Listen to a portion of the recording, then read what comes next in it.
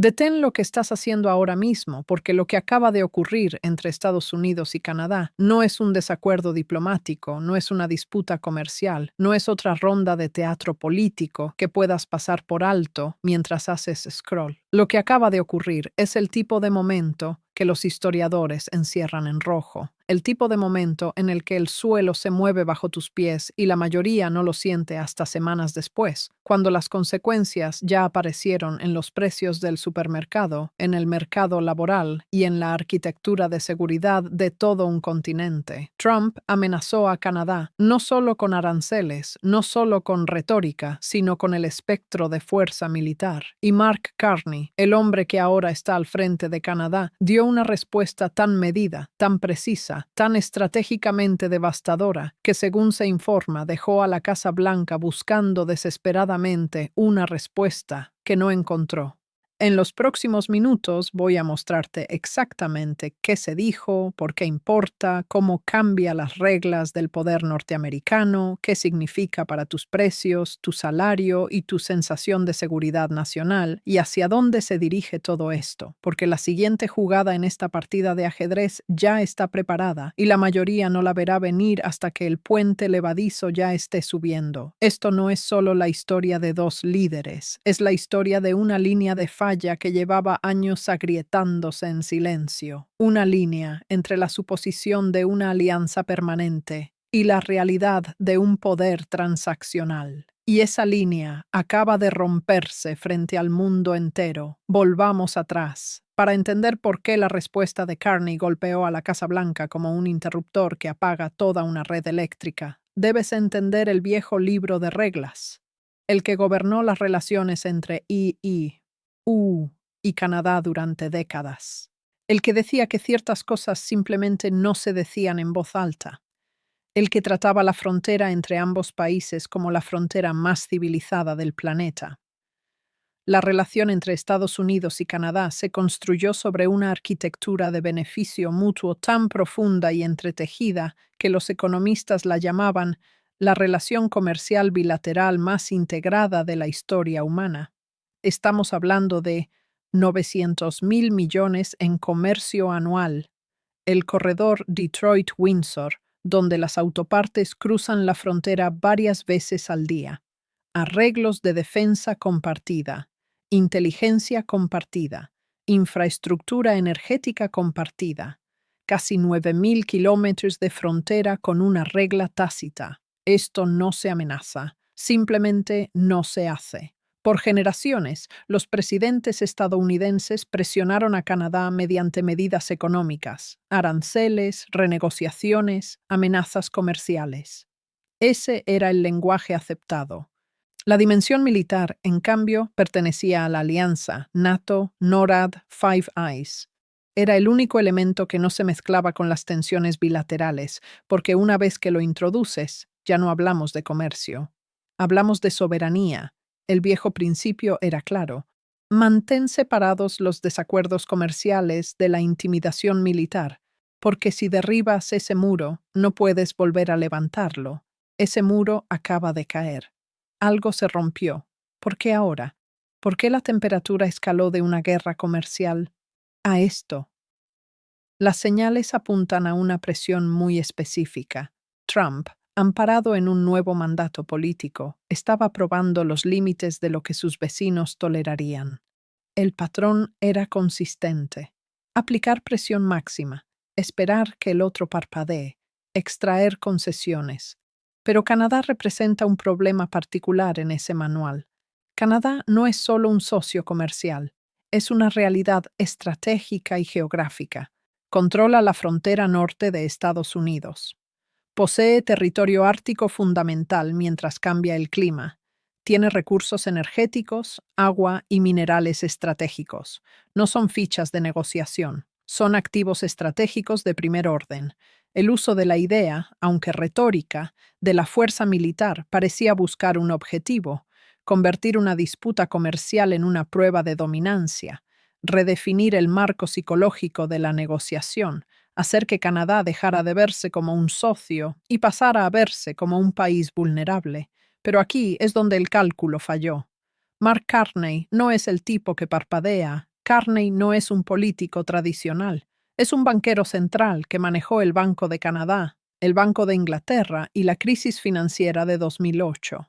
Su identidad profesional entera se basa en no entrar en pánico, no retroceder, no dejar que el agresor defina los términos. Carney reencuadra, Carney recalcula. Carney responde desde claridad estructural, no desde emoción. Imagina la escena en Ottawa, Carney frente al podio, con la calma de alguien que ya simuló cada escenario. La pregunta, ¿qué dice Canadá cuando Estados Unidos insinúa fuerza militar? La respuesta, reportada como devastadora en Washington, habría sido algo así. Canadá no será coaccionado. La soberanía canadiense no es negociable. Cualquier acción que amenace esa soberanía recibirá una respuesta con todo el peso económico, diplomático e institucional del país. Dicho sin gritar, sin dramatismo, con precisión quirúrgica. La Casa Blanca lo recibió como un circuito cerrado, sin salida, sin espacio para escalar, sin manera de reaccionar sin pagar un costo enorme. El poder estructural detrás de la respuesta. Esto no es teatralidad, es estructura, es matemática, es geopolítica. 1. El punto crítico energético. Canadá suministra aprox 60% del crudo importado por Estados Unidos. Los oleoductos de Alberta al Medio Oeste son fundamentales, no complementarios. Si Canadá insinuara desviar ese flujo hacia Asia, el sistema energético estadounidense colapsaría en cuestión de semanas. Carney no tuvo que decirlo. Trump ya lo sabía. 2. NORAD y la seguridad ártica. Canadá es el muro norte de Estados Unidos ante Rusia y China. Alienar a Canadá militarmente sería un suicidio estratégico. El Pentágono lo entiende, aunque el mensaje político no siempre lo refleje. 3. La infraestructura de represalias. Canadá puede, y sabe cómo, apuntar aranceles exactamente donde más daño político causan. Distritos electorales clave en EU. Es un bisturí político, no un martillo. 4. Multiplicación diplomática. Al momento en que Trump mencionó la fuerza militar, Canadá pasó de socio menor a símbolo internacional de resistencia ante coerción de una superpotencia. Eso cambia alianzas, cambia percepciones, cambia cálculos globales. 5. El efecto interno canadiense. Si hay algo que une a todos los canadienses, izquierda, derecha, centro, es una amenaza estadounidense.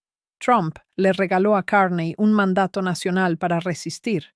Ningún líder canadiense podría ceder después de eso, ni aunque quisiera. El panorama completo. Lo que estás viendo es la primera ruptura real en la arquitectura de la Alianza Norteamericana desde la Segunda Guerra Mundial. No es un problema que se resuelva con un comité, no es algo que se arregla con diplomacia suave. Es un momento donde se cuestionan públicamente e irrevocablemente las reglas que sostuvieron el continente durante 80 años. Y el mundo está mirando. ¿Qué significa para ti? Porque tarde o temprano la macroeconomía llega a tu mesa, tu tanque de gasolina, tu sueldo, tu sensación de seguridad.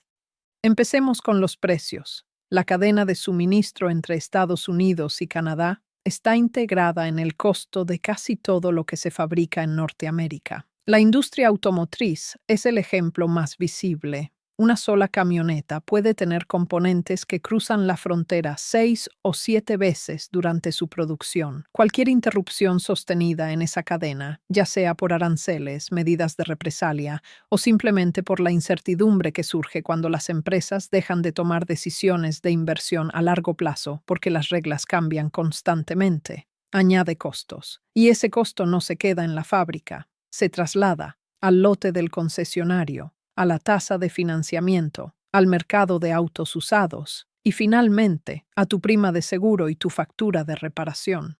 La ansiedad en la cadena de suministro es inflacionaria. Punto. Luego está la dimensión energética, que te golpea en la gasolinera.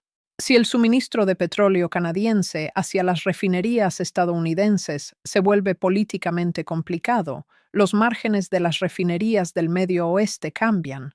Cambian de maneras que no se ven de inmediato en un indicador financiero, pero que aparecen 3 a 6 semanas después en el surtidor de gasolina. Puede que ya estés viviendo en una economía donde los precios de la energía reaccionan de manera nerviosa a cualquier señal geopolítica. Esta situación es una señal geopolítica y es una fuerte. Si trabajas en cualquier sector vinculado al comercio entre ambos países, automotriz, agricultura, madera, servicios financieros, logística, el precio de incertidumbre acaba de subir. Las empresas no recortan empleos el día después de una confrontación política. Lo hacen 3 meses después en un memo silencioso de reestructuración que culpa a las condiciones del mercado. Pero la decisión se toma en salas de junta que están mirando titulares como este. El riesgo a nivel suelo para los trabajadores en sectores expuestos al comercio es real y se está moviendo más rápido que cualquier resolución política. Y luego está la cuestión más amplia de seguridad, que parece abstracta hasta que deja de serlo. Si la relación entre Estados Unidos y Canadá, dos naciones que comparten un continente, una alianza de defensa y décadas de confianza institucional, puede llevarse al borde del lenguaje militar por decisión de una sola administración, ese precedente afecta a todas las alianzas, afecta lo que calculan Japón, Corea del Sur, los estados bálticos, los miembros de la OTAN, los socios del Indo-Pacífico. Las alianzas de seguridad funcionan gracias a la credibilidad del compromiso. Una vez que introduces duda en esa credibilidad, una vez que la protección empieza a verse transaccional y no estructural, el costo de mantener la seguridad sube en todas partes. Ese costo finalmente lo pagan los contribuyentes, los trabajadores y las poblaciones que absorben la inestabilidad de un mundo con menos barandillas confiables. Déjalo asimilar. No estamos hablando de teoría. Estamos hablando de decisiones tomadas en las últimas 48 horas con una línea directa hacia tu tanque de gasolina, tu línea de producción, tu pasillo del supermercado y la arquitectura institucional que evita que el conflicto entre naciones vuelva a ser un hecho regular del mundo moderno. ¿Hacia dónde va todo esto? Porque la confrontación no terminó con la respuesta de Carney. Entró en una nueva fase, y al menos 3 escenarios son plausibles. Escenario A. Desescalada controlada. En este escenario, contactos diplomáticos discretos, que ya habrían comenzado horas después del intercambio público, producen un marco para bajar la temperatura sin que ninguno de los dos parezca retroceder públicamente. Trump obtiene algo que pueda vender como victoria: un anuncio conjunto, una iniciativa de seguridad, una declaración sobre cooperación energética. Carney lo acepta porque no exige ninguna concesión formal sobre soberanía. Este es el desenlace más común en tensiones EU-Canadá. Pero, y esto es clave, la línea de falla no desaparece. Solo queda enterrada, esperando el próximo evento de presión. Escenario B. Reorientación estratégica. En este escenario, la respuesta de Carney no es solo una reacción, sino la apertura deliberada de una estrategia exterior canadiense a varios años. Canadá acelera su diversificación lejos de la dependencia del mercado estadounidense. Profundiza acuerdos comerciales del Pacífico. Prioriza infraestructura energética hacia Asia. Formaliza alianzas europeas. Actúa como una potencia media independiente con opciones reales. Es más radical. Toma tiempo. Duele económicamente en la transición. Pero los incentivos nunca han sido tan fuertes como ahora. Escenario C. Escalada continua. Este es el que nadie quiere modelar, pero todos deben vigilar. Aquí, no surge un marco de desescalada que satisfaga a ambos lados. Trump, presionado internamente para mostrarse fuerte, vuelve a escalar. Aranceles, retórica, medidas económicas tipo sanciones. Carney, con mandato nacional para resistir, responde en especie. El ciclo continúa. Cada ronda hace más difícil la resolución. El daño económico se vuelve más tangible. Esto no es guerra, seamos precisos, pero sí es una ruptura sostenida en la relación económica y de seguridad norteamericana. Y los costos acumulados en 2 a 5 años serían lo suficientemente grandes como para calificarlos como un retroceso civilizatorio. Para cerrar, el zoom out. Lo que acaba de ocurrir entre Trump y Carney no es una historia sobre dos hombres ni sobre dos países. Es una prueba de estrés del supuesto fundamental del mundo posterior a la Segunda Guerra Mundial, que las democracias más fuertes no usan lenguaje militar entre ellas, que la fortaleza del sistema de alianzas no se sostiene por fuego militar, sino por la convicción compartida de que todos dentro de los muros están mejor con los muros intactos. Ese supuesto está siendo puesto a prueba con más intensidad que en cualquier otro momento de la generación actual. Si los muros se mantienen, no dependerá de la próxima conferencia de prensa, sino de los próximos 3 meses. En salas sin cámaras, con personas cuyos nombres nunca conoceremos, tomando decisiones que definirán el continente. La conclusión esencial: cuando la relación bilateral más estable del mundo empieza a usar el lenguaje de la fuerza, nada aguas abajo permanece igual.